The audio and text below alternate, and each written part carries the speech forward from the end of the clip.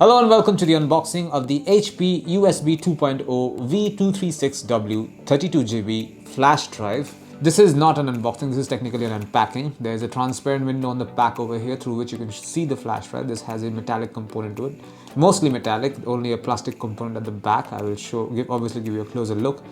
This can be used for storage, sharing, and also for laptop usage as well. And that is more or less all the information we have over here. Once again, there's a 32GB flash drive. I will open this box and show you, open this package rather, and show you what's inside.